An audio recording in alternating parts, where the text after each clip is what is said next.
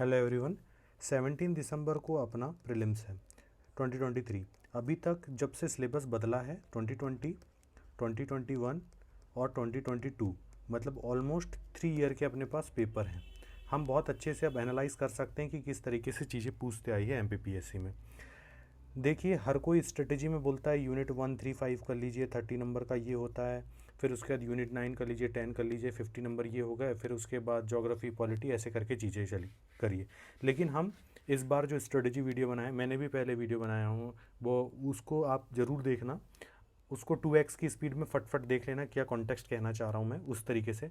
लेकिन अब क्या है कि पेपर का जो 2020 के हिसाब से मैंने उस चीज़ को बनाया था, तो वो अब उतनी कुछ बातें उसकी रिलेवेंट नहीं, क्योंकि 2020 का paper one of the toughest paper और स्टैंडर्ड लेवल पेपर आया था, लेकिन पीएससी ने फिर अपना लेवल डिक्रीज़ कर लिया और अब सीधे 87 और 13% वाला कन्फ्यूज़न आ चुका है। तो अब ऑलमोस्ट 80+ तो चाहिए जनरल और ओबीसी को, एक प्रकार से 100% श्योरिटी के लिए।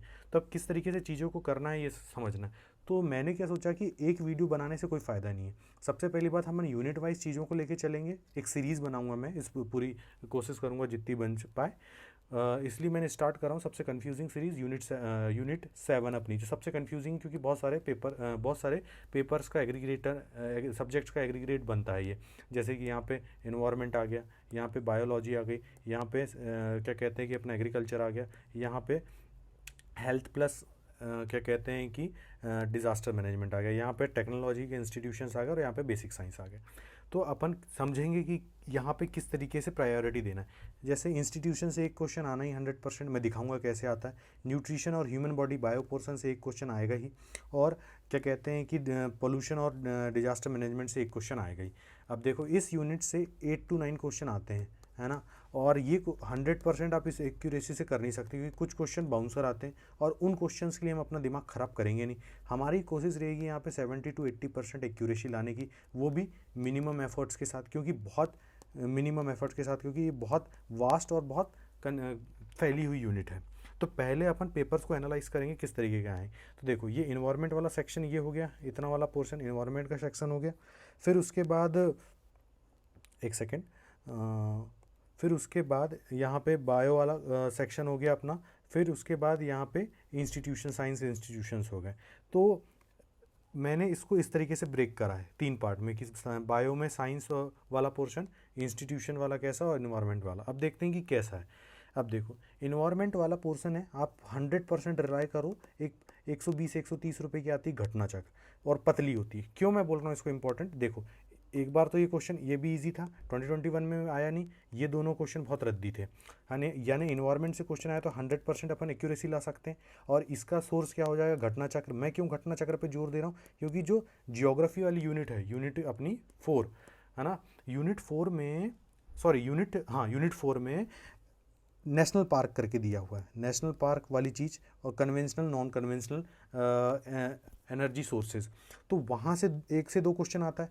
तो जब घटना चक्र आप ये लगा लेते हो तो 100% एक्यूरेटी यहाँ तो मिलती ही मिलती है, वहाँ से आप नेशनल पार्क वाले क्वेश्चंस कर लेते हो। इसलिए इसके लिए कुछ मत पढ़ो, आप घटना चक्र लाओ, उसके सोल्यूशंस पढ़ लो, बस दिमाग लगाने की ज़रूरत नहीं। बहुत एक दिन में काम हो जाएगा, 1 से 2 दिन में ये वाला पोर्शन हो जाएगा, जो आपके 100% एक्यूरेसी को बूस्ट करेगा। हमारा फोकस इस यूनिट में ऐसा है कि हम मिनिमम एफर्ट्स के 100% एक्यूरेसी के ऊपर बढ़ें।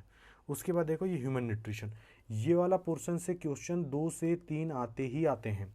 और यहाँ पे क्या होगा, 50% क्वेश्चन आपको बनेंगे ही बनेंगे इसमें 100%। जैसे मान के चलो 2 क्वेश्चन आए तो एक आपको बन ही जाएगा, कभी कभी पूरे बन जाएंगे। अब जैसे ये बहुत इजी क्वेश्चन लूसेंट की हर लाइन पे लिखा हुआ है, तो आप बायो वाला पोर्शन के लिए लूसेंट कोई भी उठा लो, वो लूसेंट से कर लो। नो नीड कि उतनी मोटी आप घटना चक्र के पीछे भागो, क्योंकि ना केमिस्ट्री है ना फिजिक्स है उस लेवल की, सिर्फ बायो वाला पोर्शन है। तो घटना चक्र लेके आप बायो वाला पोर्शन कर सकते हैं, लेकिन फर्स्ट प्रायोरिटी लूसेंट आप रट मारो। ये लूसेंट से क्वेश्चन आया था, ये भी बहुत रद्दी डिजीज़ वाला क्वेश्चन। ऑर्गेन सर्टोली सेल कहाँ पे पाई जाती है, ये भी इजी क्वेश्चन था, लूसेंट में नहीं मिलेगा ये क्वेश्चन। लेकिन ऐसा था कि ये कन्वेंशनल टाइप का क्वेश्चन था, जब अगर आप मेंस का पढ़ते तो बन जाता है। तो चलो इसको मैं बोलता नहीं बनेगा आपको, ये बहुत इजी क्वेश्चन, ये बहुत इजी क्वेश्चन, बहुत इजी क्वेश्चन, ये भी बहुत इजी क्वेश्चन, ये टफ क्वेश्चन। तो एक क्वेश्चन थोड़ा सा टफ आ जाता है, और ऑलमोस्ट आप इसमें 80% एक्यूरेसी भी ला सकते हो। अगर एक हाथ क्वेश्चन जैसे इस टाइप के क्वेश्चन आ गए, इस टाइप का क्वेश्चन आ गया, तो मानता हूँ इसमें आप नहीं कर पाओगे। तो इसलिए अपन को यहाँ पे जैसे मान के चलो 3 क्वेश्चन आए तो ऑलमोस्ट अपन को 2 करना है, 2 आया तो 1 तो करना ही है। तो इसको यहाँ से कम समय में सिर्फ और सिर्फ बॉडी और ह्यूमन बॉडी और न्यूट्रिशन वाला पार्ट ये ल्यूसेंट से कर लो, आप कवर आराम से हो जाएगा। एक क्वेश्चन के पीछे बाकी चीज़ों के पीछे भगने से अच्छा इसको कर लो।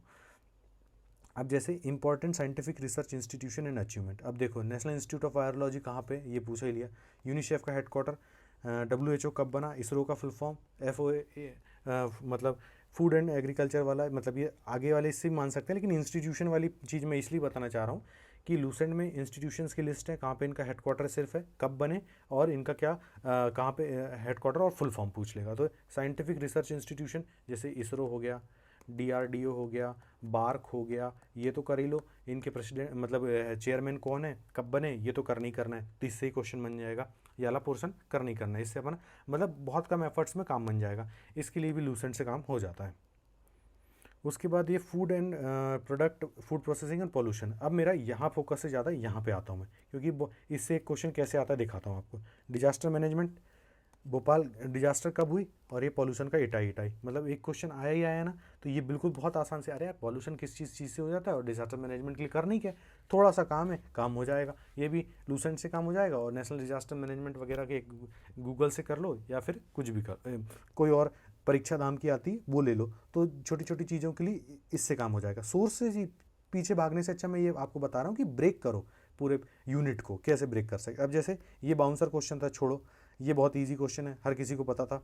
तो यहाँ पे भी आपको ऐसा है कि 80 to 90% एक्यूरेसी आपकी आ जाती है, बहुत छोटी सी यूनिट है ना। उसके बाद आगे बढ़ते हैं। अब ये देखो बेसिक साइंस नाम दिया है और क्वेश्चन ये केमिस्ट्री का क्वेश्चन आ गया, ये वेलोसिटी को मेज़र करने वाला। और ये अब ये क्वेश्चन के पीछे आप पूरी फिजिक्स पढ़ो, पूरी क्या कहते हैं केमिस्ट्री पढ़ो, ये वर्थ इट है नहीं, रिटर्न ऑफ इन्वेस्टमेंट इनका 0 है। और उसके बाद ये हेल्थ पॉलिसी से मिड डे मील कब बना और एक्रोनिम ऑफ आयुष।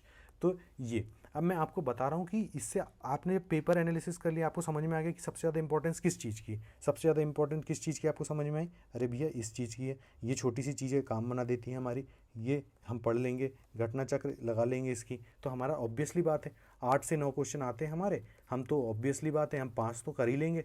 3 क्वेश्चन को अगर हमारा प्रीवियस नॉलेज है तो हम उससे कर लेंगे, नहीं तो अगर बाकी यूनिट्स पढ़ के हो जाएंगी तब उनको कवर कर लेंगे। तब भी 100 में से हमारे साथ क्या है, तब भी तो हमको 80 नंबर 20 का मार्जिन है ही ना।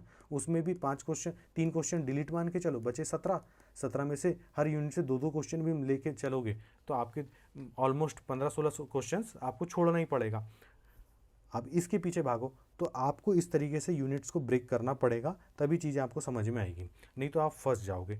जब आपके पास ये जो मैंने बताया पेपर एनालाइज करके, उसके बाद जब टाइम मिलेगा तो इन चीज़ में फोकस करना। अब जैसे अब कोई बोलेगा कि यार सोर्सेज बता दो क्या है, तो अब देखो सोर्सेज को बहुत दिमाग से यूज़ करना होगा आपको। कैसे दिमाग से यूज़ करना पड़ेगा, जैसे बायो वाला पोर्सन लूसेंट से कर लो, क्यों भागो इधर उधर।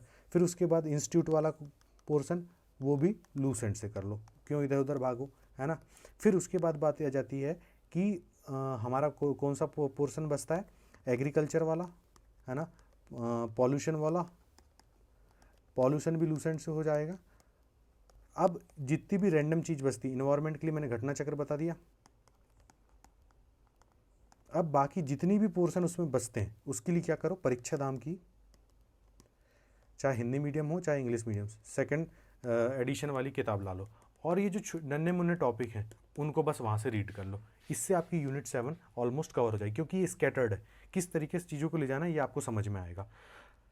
ऐसी बहुत सारी सीरीज़ आने वाली है, क्वेश्चन के बेसिस पे लाऊंगा मैं कि क्वेश्चन कैसे पूछा, और सिलेबस को ब्रेक करके सारा का सारा क्वेश्चन पेपर आपका सिर्फ और सिर्फ सिलेबस से ही आता है, सिलेबस के अलावा कुछ नहीं। रैंडम चीज़ पढ़ना ही नहीं है अपन को, समय व्यर्थ करना ही नहीं है। जितना ज़्यादा हो सके कम पढ़ना है, लेकिन ऐसा पढ़ना है कि उसमें से कहीं से भी आँख बंद करके कोई भी पूछे तो कन्फ्यूज़न ना हो, क्योंकि आप सिली मिस्टेक की गुंजाइश बची ही नहीं। अगर आप सारे क्वेश्चन गलत करके आओगे आप एलिमिनेट हो जाओगे, क्योंकि 87 और 13% ने बहुत गेम बिगाड़ चुका है। 80+ ही आपको श्योर शॉट देगा। तो कमेंट करके बताना ये हेल्पफुल है या नहीं, आपको आगे की सीरीज़ चाहिए या नहीं। आपका कमेंट बहुत मैटर करता है, और लाइक शेयर जितना कर सकते हैं करिए। Thank you so much.